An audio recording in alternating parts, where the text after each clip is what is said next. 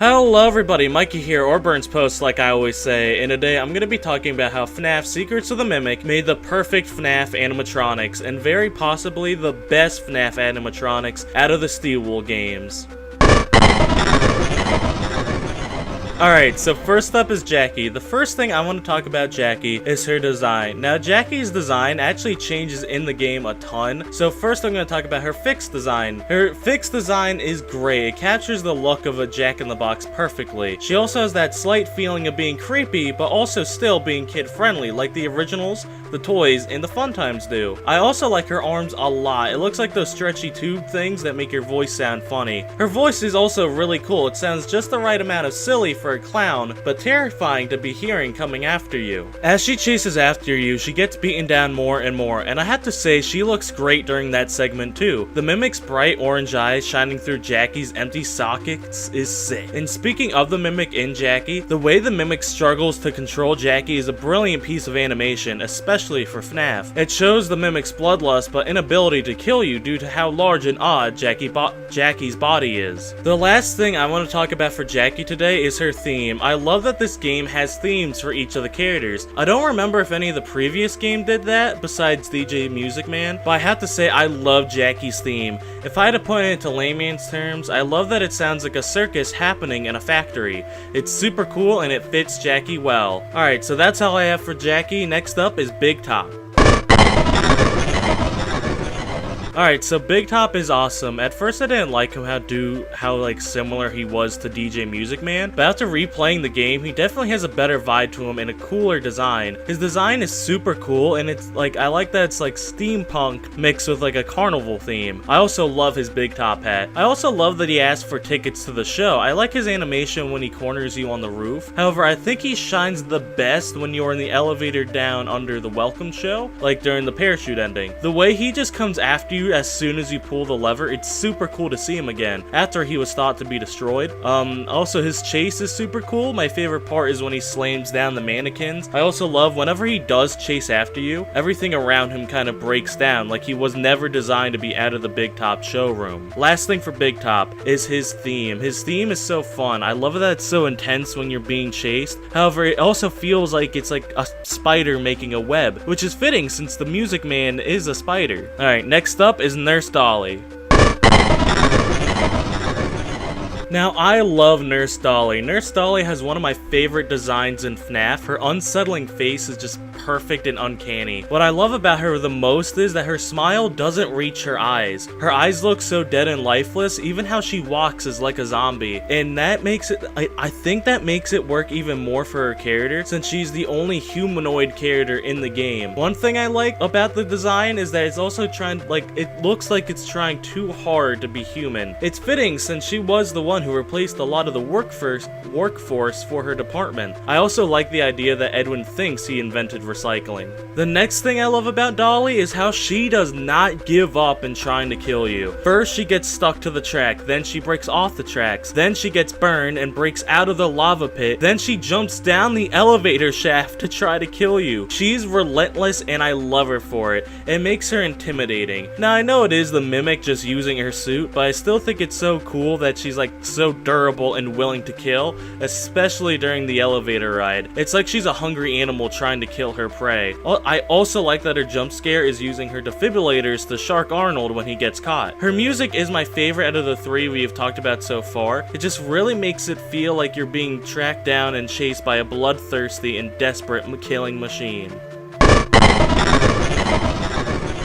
Now it's time to talk about an old friend and a familiar face, Chica. Now let me tell you what, I did not expect to see Chica in this game, but I'm not upset to see her. I love that it builds upon the fact that she was the first. Her design is cute and it matches the Fredbear Singing Show designs. I also like how fluffy she looks. However, compared to the other characters the Mimic dons, Chica isn't super special, although I do love her cupcakes. Another thing I like about Chica is the music that plays when she pops out of the box in the warehouse. I don't know what it is about it, but it really makes you feel like you've started the finale of the game. It's also a bop. Alright, without further ado, it's time to talk about the coolest character Steelwool has ever made, and that is the White Tiger. What I love about him the most is that he has some build up before you see him in the tunnels. At first you see him in the theater, and then in the warehouse. It definitely makes him feel more special compared to the other characters. He honestly gave me Golden Freddy vibes when I first saw him. Then when you see him in the tunnels, it's probably the coolest part of the game for me. The way he teleports around, the way his eyes glow in the dark. I love when you go through the tight hallways of the store guys. You never know where he is. You never know if he's going to block your path. His design is also very cool. It's simple, but it's such a perfect design for FNAF. The eyes, the white color, and the fact that it looks like a wearable suit. It gives me the same feeling of seeing Glitchtrap for the first time. The design also has an air of mystery around it. Opposed to the others in the game, the White Tiger was never an animatronic that's been seen through a poster or something. Only David's plush, which, correct me if I'm wrong, you don't see until after the tunnels. And that air of mystery is so awesome. I love that we don't know if it's the Mimic or if it was David. It's something that has been missing from Steelwool games for a while. It's a small mystery. It doesn't really matter for the overall lore who he is, but it's a fun mystery for this game, and that's something I've been missing in FNAF.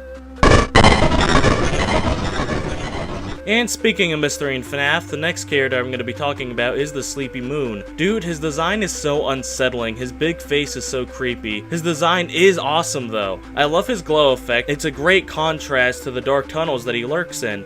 Another cool thing about him is his lullaby. It's so unsettling when we're being hunted down by it, but I can see how it could be comforting to a child. Perhaps it's a lullaby Edwin said to David after Fiona died, but that would require Edwin being a good dad, and come on, we all know he's not.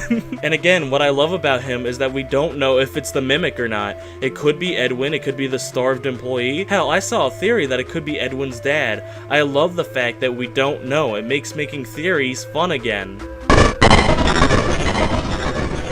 Now, the next character I'm going to be talking about, and the last I'm going to be talking about from Secrets of the Mimic, is the Mimic himself. This game made me like the Mimic. For a while, I didn't like the Mimic. He was a book character, and I didn't want to read the books. I thought he had no build-up and ruin, and I did not like his ruin design at all. I thought he was boring. However, after playing this game and learning his game backstory, the Mimic has moved up on my list of favorite characters in FNAF. His new design is awesome. It's creepy and unsettling, especially when it's mimicking Fiona. Dude, holy shit, that was the creepiest moment in FNAF in years. Dare I say ever. It's not over the top, it's not gory, and it's not in your face. It's a quiet, disturbing moment showing how far Edwin has fallen mentally, and that he's pushing it on his kid too. However, that is not the rawest moment for the Mimic. That is when Edwin is dying. When I was playing the game in stream, I was cheesing when I heard the audio tape of Edwin's death. I love the fact that he uses the same things against Edwin that Edwin said to David. The coolest part is when the Mimic says to go ask his mom to play. Dude, imagine you're dying to your own creation and he says to you, go ask your dead wife to help you. The same dead wife who you neglected, and the only reason why you're in this position is because you neglected your son through pride and ego. To quote William Afton, it's symmetry, my friend. In the parachute ending when he's wearing the pieces of the FNAF 1 crew while saying all the lines of the characters you saw and encountered through the game is awesome. The Mimic as a character cares about the game and the chase that you've had with him all night. The Mimic is a ruthless killer, and opposed to Afton, opposed to the missing kids, and opposed to Golden Freddy, M2 knows no such thing as kindness, only hatred, ruthlessness, and neglect, and that is cool as hell. This might be jumping the shark a little, but I think the Mimic is a way better villain than William because of that. Alright, so now that we've gone over all the characters, you may be thinking to yourself, why do I think these are the best animatronics that Steelwool has made? And that's simple. They feel like threats. For example, Jackie's chase. When Jackie is chasing after you, it feels like you have a bloodthirsty animatronic on your tail, especially after seeing what she can do when she attacks someone, i.e. the Mailbot. For the sake of my argument, I'm going to compare the Glamrocks to the Mimic crew just because it helps my argument and it can show how Steelwool has improved when making threats in their games. The first comparison I want to make is how the animatronics speak. If you remember, the first 4 FNAF games had no voice acting. That made the animatronics even more scary because you didn't know what they were thinking. Don't get me wrong, Sister Location and Pizza Sim had great voice acting, but filled the void in your head of what the monster was thinking and talking about. And sometimes it's better not to know what the threat is thinking. However, that doesn't mean voice acting is bad. In FNAF, quite the opposite. FNAF VAs do a great job, however there is such a thing as being too talkative. So let's compare Glamrock, Chica, Monty, and Roxy to Jackie, Dolly, and Big Top, because they're the only Mimic characters that talk. Now the Glamrocks talk a ton, sometimes you can even hear it on other parts of the map. It gives the characters a lot of personality, however it humanizes them a bit too much. Chica constantly saying that she smells pizza can soothe your nerves after a little bit, due to how silly the line is. Then with Roxy pumping herself up and diminishing you can be a little silly after you hear it over and over and over again. It's not threatening, it just gets a little annoying after a while. And who can forget Monty's "Hey, little guy." The Glamrocks are a talkative bunch and it gives them away, and it also makes them a little silly depending on the context. Now let's compare this to the Mimic crew. Jackie talks a lot too, however for me, this is fitting for her character because, well, she's a clown. It makes sense for her to talk a lot and taunt the player. However, when she does talk a lot and taunt you, it's during a chase segment, which is pretty short anyway, so it doesn't really have a chance to be silly and out of place. Then there's Dolly, is probably the most similar to the Glamrocks in how she talks and attacks the player. She has her idle lines like "time to take your medicine." I think these idle lines keep the threat. Their lines make you think, what kind of medicine will she use on you? I also think her segment is short enough to keep the threat. Now on to Big Top. I think he works the best out of the Mimic crew for talking because he only has the one line, "Tickets please." And it keeps the idea that he is a cold, unfeeling monster. He doesn't need to threaten you because his presence alone does it. But the short version of this is, the Mimic crew's words have weight to them. They don't feel like they're trying to fill the space. They have a threatening vibe and feel like a cold, killing machine, while the Glamrocks feel too silly and too human. Now, for the next comparison I want to make is how the animatronics react to being hurt and destroyed. Now, the only reaction we can really see in Secrets of the Mimic is Nurse Dolly after she gets melted, so I'm going to be comparing her and Roxy. So first is Roxy. Now, when Roxy talks when she's damaged, she makes you feel bad for her and sympathetic, which can be a good thing. You should have some sympathy for your villain. However, Roxy being sad removes her threat factor and her fear factor, to me at least. She's not as scary when she's legit crying now. Let's compare this to Nurse Dolly, who keeps moving after being melted. She's more relentless and angry to kill you. She's slamming down on top of you on the elevator ride. It keeps her threatening vibe, which any character trying to kill you should have. Now the last thing I'm going to be talking about for this comparison is the design differences between the Mimic crew and the Glamrocks. The Glamrocks are bright and eye-catching, which makes sense as they are made for kids in game.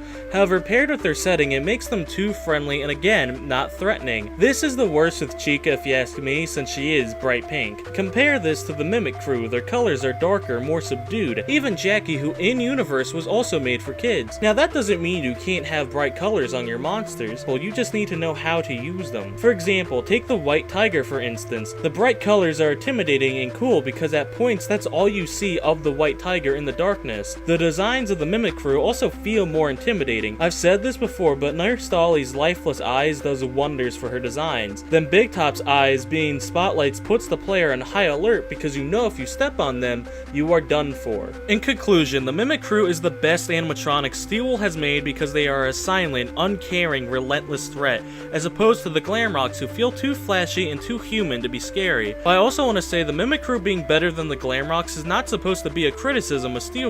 If anything, it just makes me happy as a fan to see Steel will improve while making characters and games.